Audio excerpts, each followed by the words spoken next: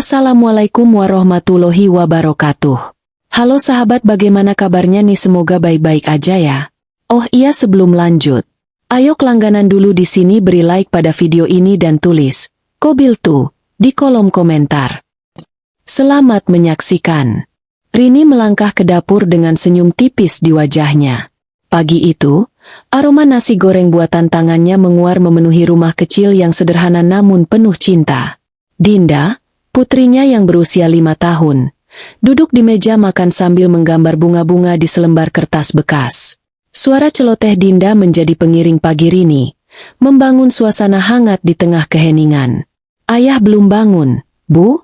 tanya Dinda, sambil menggambar matahari besar di sudut kertas. Rini mengusap lembut kepala putrinya. "Biarkan ayah istirahat. Semalam ayah pulang telat karena banyak kerjaan," jawabnya lembut. Rini mencoba mempertahankan nada tenang, meskipun hatinya terasa berat. Sudah berbulan-bulan Arya pulang larut malam. Alasannya selalu sama, lembur, rapat mendadak, atau urusan kantor. Namun, naluri Rini sebagai istri mulai menangkap sesuatu yang berbeda. Ada jarak yang perlahan tumbuh di antara mereka, meski ia terus menyangkalnya dalam hati. Ketika Arya akhirnya turun dari kamar, wajahnya terlihat lesu, seolah tak cukup tidur. Ia bahkan tak menyapa Rini, langsung mengambil kopi yang sudah disiapkan istrinya di meja. Arya menyesapnya cepat, lalu meraih tas kerjanya tanpa sepatah kata. "Mas Arya, sarapannya belum dimakan," kata Rini dengan nada penuh perhatian. Arya berhenti sejenak di depan pintu, menoleh dengan ekspresi datar. "Aku nggak ada waktu. Banyak rapat hari ini," ucapnya singkat, lalu pergi tanpa menunggu jawaban. Rini terpaku di tempatnya. Tatapan Arya yang dingin seolah menusuk hatinya. Ia bertanya-tanya dalam hati, kemana perginya suami yang dulu penuh kasih sayang? Dulu, Arya selalu meluangkan waktu untuk mereka, bahkan di tengah kesibukan. Namun, kini semua terasa berbeda. Hari itu berlalu seperti biasanya, tapi kegelisahan terus menghantui pikiran Rini. Malam harinya, ketika Dinda sudah terlelap, Rini memberanikan diri untuk berbicara dengan Arya. Ia menunggu suaminya di ruang tamu, duduk dengan gelisah sambil memandangi jam dinding. Ketika Arya akhirnya pulang, aroma alkohol tipis tercium dari tubuhnya. Rini berusaha menahan amarah dan memilih berbicara dengan lembut. "Mas, kita bisa bicara sebentar?" tanya Rini sambil berdiri dari kursi. Arya meletakkan jaketnya dengan malas di sofa. "Apa lagi, Rin? Aku capek," jawabnya tanpa menatap istrinya. Rini menarik napas panjang, mencoba menenangkan dirinya. "Aku cuma ingin tahu, ada apa dengan kita? Kamu berubah, Mas. Kamu jarang di rumah, dan aku merasa seperti orang asing di matamu." Arya akhirnya menatap Rini, tapi tatapan itu bukan tatapan yang ia rindukan. Tatapan itu penuh kejengkelan. "Rin, kamu tahu nggak? Aku sedang banyak tekanan. Masalah kantor, keuangan, semuanya." Arya menghempaskan dirinya ke sofa dengan keras. "Aku nggak butuh kamu nambah beban pikiran." Rini terdiam, hatinya serasa dirobek mendengar kata-kata itu. Ia tahu Arya sedang frustrasi, tapi ia tak pernah membayangkan suaminya akan menyalahkannya. "Mas, aku cuma ingin bantu. Kalau ada masalah, kita bisa selesaikan bareng-bareng," ucap Rini dengan suara bergetar. Arya mendengus sinis. "Bantu? Kamu pikir jualan kue itu cukup buat bayar utang? Kamu tahu berapa besar utang kita, Rin? Kalau aku nggak kerja keras, kita bakal habis." Rini merasa darahnya berdesir. "Utang? Mas, bukannya gaji kamu cukup untuk kebutuhan kita?" Arya menatap Rini tajam, seolah pertanyaan itu adalah penghinaan. "Gaji? Kamu pikir aku kerja di perusahaan besar? Semua ini cuma bertahan karena aku pinjam sana-sini. Jadi jangan sok tahu kalau kamu nggak ngerti apa-apa." Air mata mulai mengalir di pipi Rini, tapi ia mencoba menahannya. "Mas, kalau memang ada masalah, kenapa nggak cerita dari awal? Kita bisa cari solusi sama-sama." Arya berdiri tiba-tiba, membuat Rini terkejut. Kamu tahu apa solusi satu-satunya? Jual tanah warisan orang tua kamu. Itu bisa nutup semua utangku, ucap Arya dengan nada memerintah. Rini terhenyak. Tanah warisan itu adalah peninggalan almarhum ayahnya. Sebuah kebun kecil di desa yang menjadi kenangan terakhir keluarganya. Arya tahu betapa berharganya tanah itu bagi Rini, tapi kini ia memintanya tanpa sedikit pun empati. Mas, tanah itu. Suara Rini bergetar. Itu satu-satunya peninggalan ayah. Aku. Arya memotongnya dengan kasar. Ayah kamu sudah nggak ada, Rin. Tanah itu nggak ada gunanya. Ini soal masa depan kita. Kalau kamu nggak mau jual, artinya kamu nggak peduli sama keluarga ini. Kata-kata itu seperti palu yang menghantam kepala Rini. Ia tak pernah menyangka Arya akan berkata seperti itu. Dengan hati berat, ia hanya bisa mengangguk pelan. Baik, Mas. Aku akan urus penjualannya, ucap Rini akhirnya, meski hatinya hancur berkeping-keping. Arya tak mengucapkan terima kasih. Ia hanya mengangguk singkat dan masuk ke kamar tanpa berkata apa-apa lagi, meninggalkan Rini yang berdiri sendirian di ruang tamu dengan air mata yang terus mengalir. Di sudut hati, Rini merasa ada sesuatu yang salah. Tetapi sebagai istri, ia hanya ingin mempertahankan rumah tangganya demi Dinda. Apapun harganya. Sejak menjual tanah warisannya, kehidupan Rini tidak menjadi lebih baik. Arya memang berhasil melunasi sebagian utangnya, tetapi perubahan sikap suaminya semakin mencolok. Ia semakin jarang di rumah, dan komunikasi di antara mereka hampir sepenuhnya terputus. Rini yang dulu berharap bisa memperbaiki hubungan mereka kini merasa seperti berbicara dengan tembok. Namun, Rini tak pernah menyerah. Ia masih percaya bahwa Arya hanya butuh waktu untuk kembali seperti dulu. Ia berusaha menutupi kesedihannya di depan Dinda, memastikan putrinya tetap merasa dicintai. Suatu pagi, Rini memutuskan mengunjungi rumah orang tuanya untuk mencari dukungan. Ia rindu suasana hangat keluarganya, sesuatu yang selama ini menjadi sumber kekuatannya. Namun, kedatangan Rini disambut dengan dingin oleh Risa, adik perempuannya. "Ngapain kesini, Mbak?" tanya Risa sambil melipat tangan di dada, memandang Rini dengan sorot mata penuh sinis. "Aku cuma mau cerita, Sa. Banyak hal yang lagi berat di rumah. Aku butuh teman bicara," jawab Rini dengan nada pelan, berharap adiknya mau mendengarkan. Risa mendengus kecil. "Cerita apaan lagi? Tentang suami kamu yang kabur dan utang-utang kalian? Aku udah dengar semua dari ibu. Kamu tuh ngerepotin keluarga terus. Tahu nggak?" Perkataan itu menusuk hati Rini. Ia tak menyangka Risa yang selama ini dianggapnya saudara dekat malah berkata seperti itu. "Aku nggak minta apa-apa, Sa. Aku cuma butuh kamu dengar sebentar." "Apa itu salah?" tanyanya dengan suara bergetar. Namun, Risa tak menggubris. "Dengar apa? Supaya aku ikut bantuin kamu? Maaf, Mbak. Aku nggak mau jadi korban drama kamu sama Arya.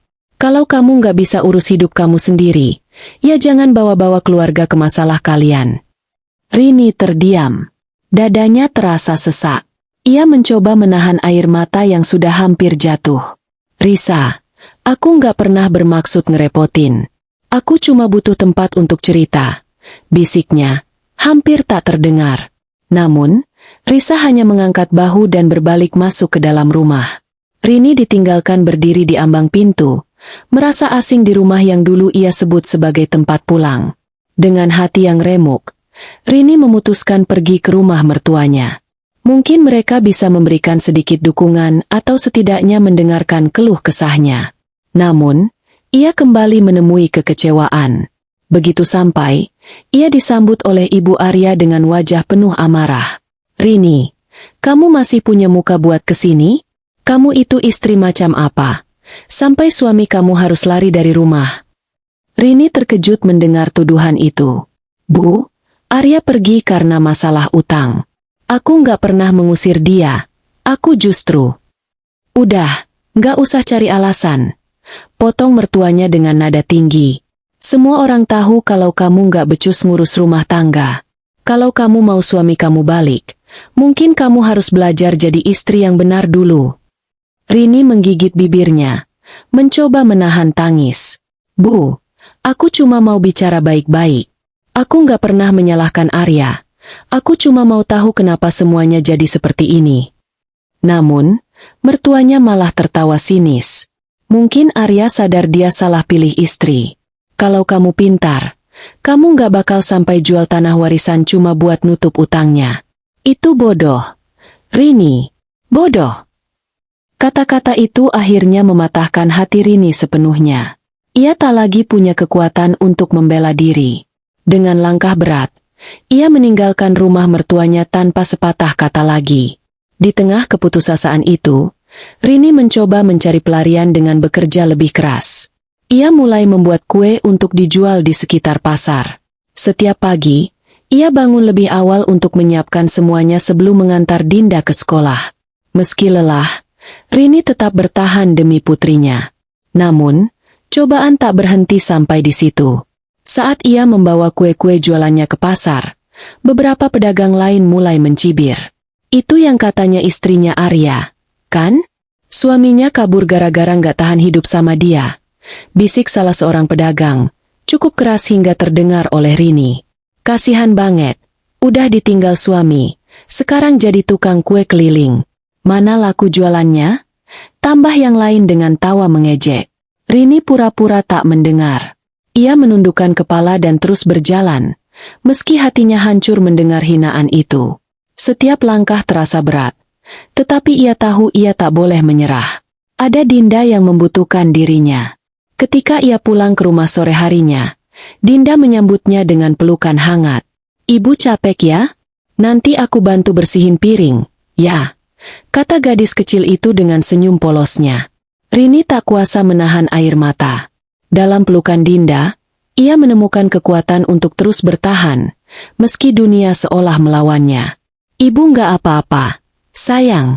Selama ada kamu, ibu nggak akan capek. Bisiknya sambil mencium kening putrinya. Malam itu, Rini berdoa lebih lama dari biasanya. Ia memohon kekuatan kepada Tuhan, agar ia bisa terus berjalan meski jalan itu penuh duri.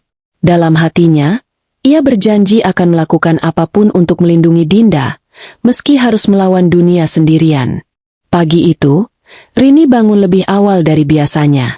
Matahari belum menampakkan dirinya, tetapi ia sudah bersiap di dapur, menyiapkan bahan-bahan untuk membuat kue. Tangan-tangannya cekatan menguleni adonan, sementara pikirannya melayang memikirkan masa depan Dinda. Meski lelah, ia berjanji dalam hati bahwa perjuangannya tak akan sia-sia. Ibu, aku bantu apa hari ini? Tanya Dinda yang tiba-tiba muncul dari balik pintu dapur. Wajahnya masih mengantuk, tetapi senyum cerianya membuat Rini merasa semua usahanya berarti. Sayang, kamu nggak usah bantu apa-apa. Kamu siapin diri buat sekolah saja, ya? Rini tersenyum, menyembunyikan kekhawatiran di balik wajahnya yang lelah. Tapi aku mau bantu, Bu. Aku bisa bungkus kue-kue ini. Ucap Dinda penuh semangat. Rini tertegun. Di usianya yang masih kecil, Dinda sudah menunjukkan kedewasaan yang luar biasa. Dengan hati berat, Rini mengangguk. Baiklah, tapi cuma sedikit, ya. Nanti kamu harus siap-siap sekolah. Setelah Dinda berangkat ke sekolah, Rini membawa dagangannya ke pasar. Langkah-langkahnya terasa berat, tetapi ia terus meyakinkan dirinya bahwa semua akan baik-baik saja. Namun, hari itu seperti ujian berat bagi Rini.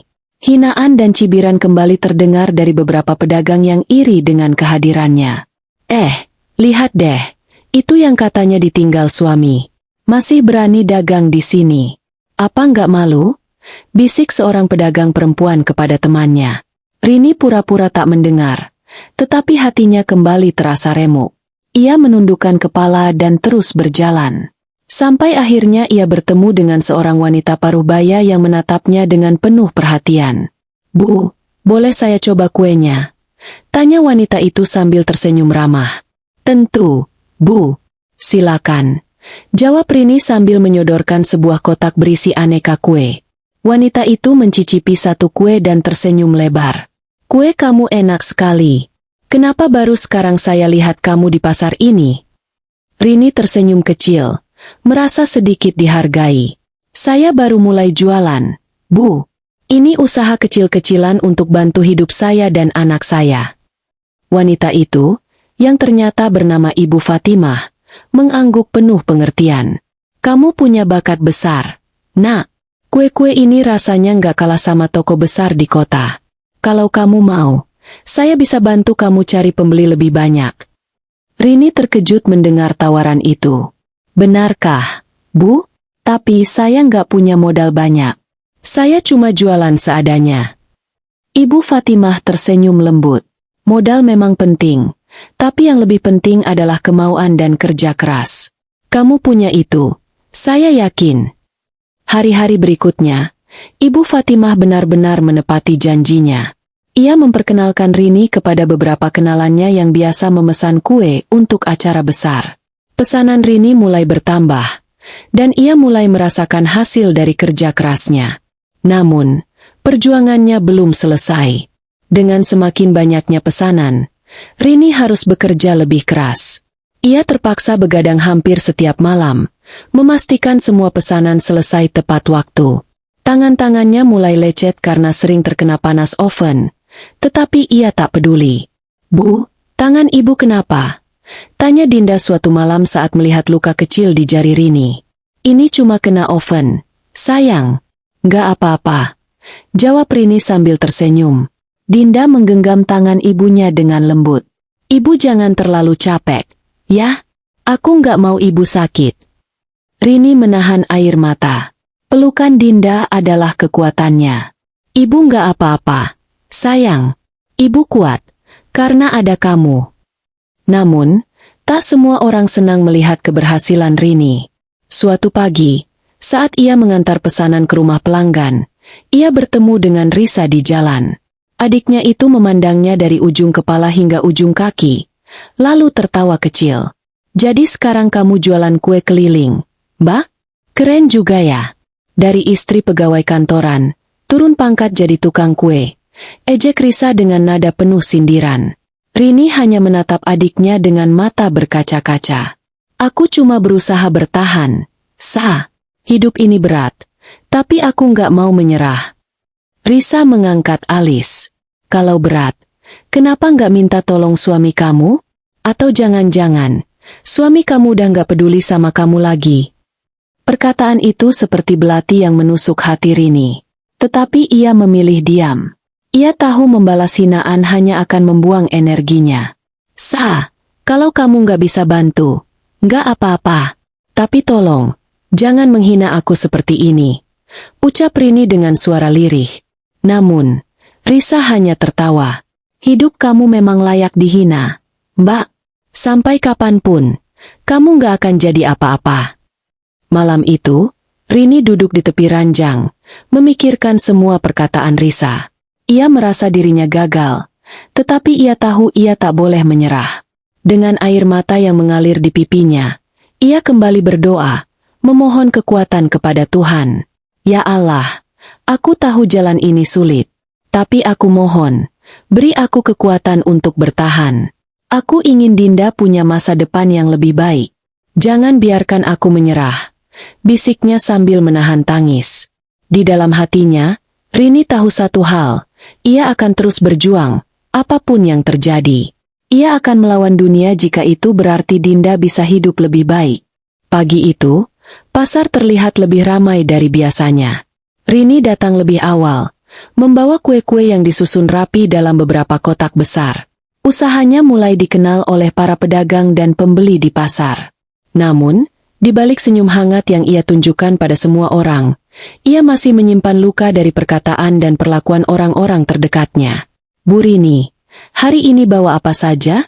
Saya pesan bolu pisang dan pastel seperti biasa ya, kata seorang ibu parubaya yang sudah menjadi pelanggan tetap. Rini tersenyum sambil menyerahkan pesanan itu. Iya, Bu. Ini pesanannya. Semoga cocok seperti biasa. Ya. Setelah transaksi selesai, seorang pria berjas hitam mendekatinya. Wajahnya terlihat serius, berbeda dengan pelanggan lain. Anda Rini? Tanyanya singkat. Iya, Pak. Ada yang bisa saya bantu? Jawab Rini, Meski merasa sedikit gugup, "Saya dikirim oleh Ibu Fatimah. Beliau meminta saya untuk mengambil pesanan kue untuk acara besar keluarga hari ini." Jelas pria itu sambil menyerahkan amplop kecil. Rini membuka amplop itu dan menemukan daftar panjang kue yang harus ia siapkan. Jumlahnya jauh lebih banyak dari biasanya. Sesaat ia merasa ragu, takut tidak mampu memenuhi pesanan sebesar itu, tetapi ia segera mengingat doa-doanya. "Baik, Pak. Saya akan mulai siapkan pesanannya hari ini," jawab Rini mantap. Hari-hari berikutnya, Rini bekerja lebih keras dari sebelumnya. Ia terpaksa mengorbankan waktu tidurnya untuk menyelesaikan semua pesanan. Rumah kecilnya berubah menjadi dapur produksi, dengan loyang-loyang berisi adonan kue yang memenuhi meja dan lantai. Dinda yang biasanya sibuk bermain, kali ini ikut membantu. Dengan tangan kecilnya, ia membungkus kue-kue satu persatu. "Ibu, nanti kalau kita punya banyak uang, kita bisa beli rumah besar, ya?" tanyanya polos. Rini tersenyum lembut sambil menghapus keringat di dahinya. "Iya, sayang. Tapi yang penting, kita bisa makan dan sekolah kamu tetap lancar. Itu sudah cukup." Namun, tidak semua orang senang dengan keberhasilan Rini. Beberapa pedagang di pasar mulai iri, terutama mereka yang sebelumnya menghina dan meremehkannya. Mereka menyebarkan gosip bahwa Rini menggunakan bahan-bahan murah untuk menekan harga. Bahkan ada yang mengatakan ia menggunakan uang pinjaman ilegal untuk membiayai usahanya. Katanya sih dia punya kenalan orang kaya. "Pantas saja dagangannya laku," ujar salah seorang pedagang sambil mencibir. "Ah, itu cuma omongan. Aku yakin dia pakai bahan murahan. Lihat saja nanti, pasti ketahuan," balas yang lain dengan nada penuh kebencian. Rini mendengar gosip-gosip itu, tetapi ia memilih diam. Baginya, yang terpenting adalah menjaga kualitas kue-kue buatannya dan melayani pelanggannya dengan baik.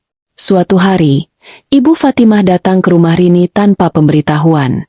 Kehadiran wanita itu membuat Rini sedikit gugup, tetapi juga merasa senang. "Bu Fatimah, ada apa?" "Maaf, rumah saya berantakan," ucapnya sambil mempersilakan tamunya masuk. Ibu Fatimah tersenyum ramah. "Rini, saya datang untuk menyampaikan sesuatu. Kue-kue kamu mendapat banyak pujian dari tamu-tamu di acara keluarga saya kemarin. Mereka bahkan meminta kontak kamu untuk memesan langsung." Rini terkejut. "Benarkah, Bu?" "Alhamdulillah. Saya nggak tahu harus berkata apa." "Tidak perlu berkata apa-apa, Rini. Kamu pantas mendapatkannya. Tapi ada satu hal lagi yang ingin saya bicarakan," ucap Ibu Fatimah sambil menyerahkan sebuah amplop. Rini membuka amplop itu dan melihat sebuah kontrak kerjasama. Ibu Fatimah ternyata ingin membantu Rini membuka toko kue kecil dengan modal awal. "Saya yakin, Rini, dengan bakat dan kerja keras kamu, toko ini akan sukses besar," kata Ibu Fatimah dengan penuh keyakinan. Mata Rini berkaca-kaca. Ia tak pernah membayangkan ada orang yang begitu peduli padanya, apalagi setelah semua pengkhianatan dan hinaan yang ia terima. "Terima kasih, Bu. Saya benar-benar nggak tahu bagaimana cara membalas kebaikan Ibu." "Kamu nggak perlu membalas apapun. Cukup buat usaha ini berhasil, itu sudah cukup," jawab Ibu Fatimah sambil menepuk bahu Rini.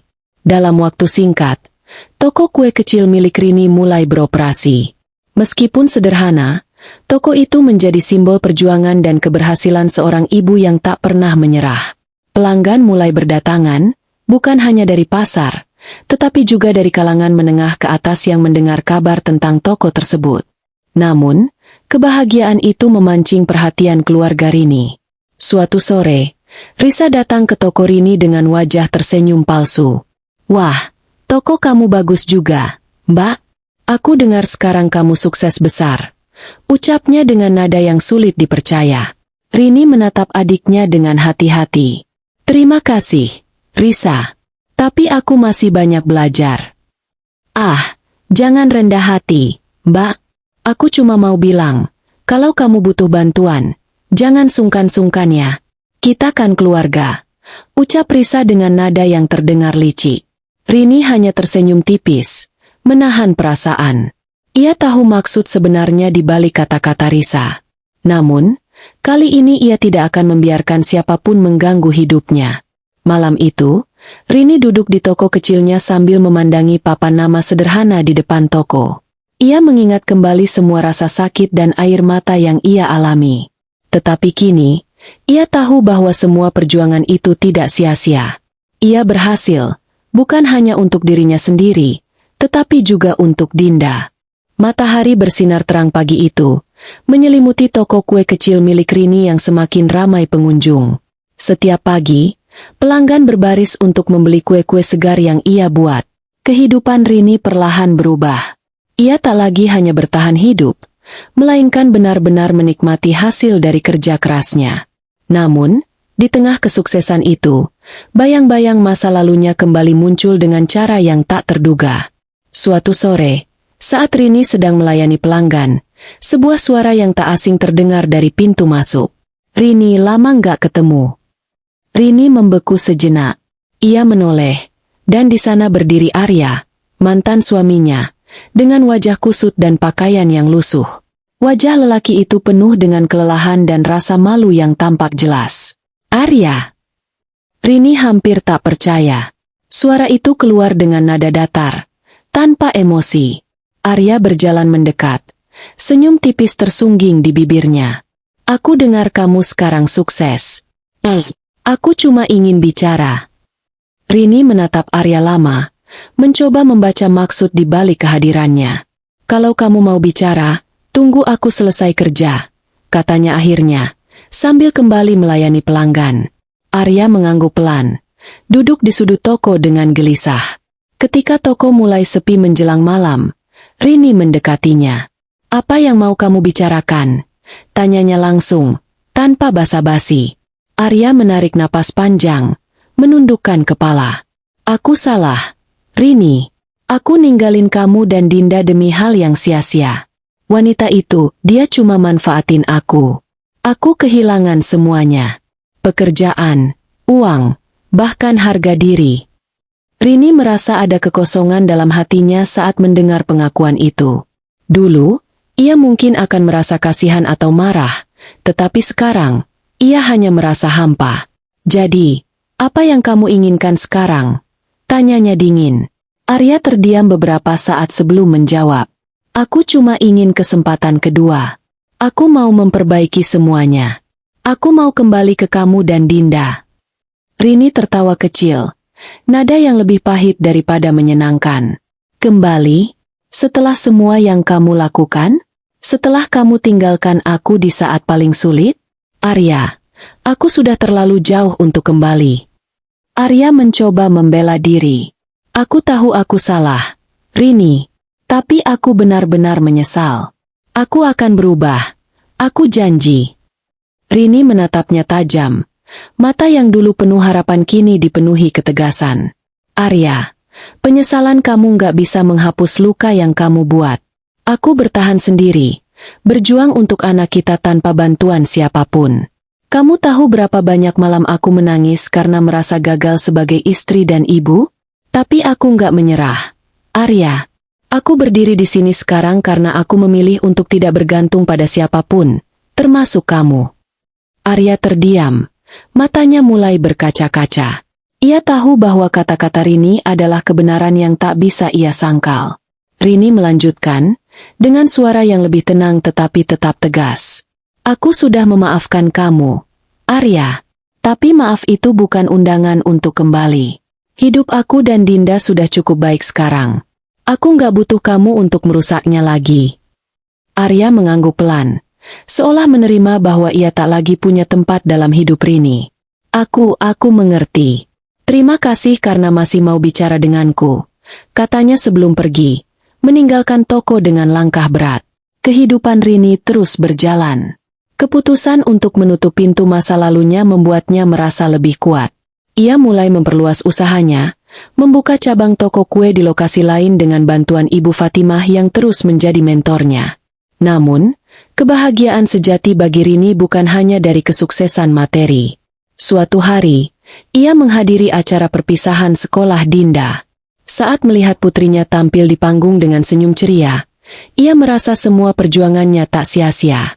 "Ibu, aku dapat penghargaan ini buat ibu," kata Dinda sambil menunjukkan piala kecil untuk siswa berprestasi.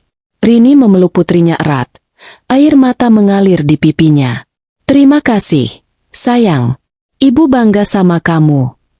Di antara tepuk tangan para orang tua lainnya, Rini merasa hidupnya kini lengkap. Ia mungkin kehilangan banyak hal di masa lalu, tetapi ia mendapatkan kembali sesuatu yang jauh lebih berharga, kebahagiaan dan martabatnya. Pada suatu malam, ketika toko sudah tutup, Rini duduk sendirian di teras rumahnya. Ia menatap langit berbintang sambil memikirkan semua yang telah ia lalui. Suara langkah kaki kecil mendekat. Dinda duduk di sebelahnya, menyandarkan kepala di bahunya. "Ibu, kenapa ibu nggak pernah menyerah?" tanya Dinda tiba-tiba. Rini tersenyum, menatap wajah putrinya dengan penuh kasih. "Karena ibu punya kamu, Dinda. Kamu alasan ibu bertahan. Kamu cahaya ibu di tengah gelap." Dinda memeluk ibunya erat, seolah memahami semua rasa sakit yang tak pernah diungkapkan. Dalam pelukan itu, Rini menemukan kekuatan baru untuk menghadapi masa depan. Terima kasih telah menyimak cerita ini sampai akhir. Kisah ini adalah kisah yang diimajinasikan oleh penulis, dan cerita ini tidak ada maksud menyinggung pihak manapun.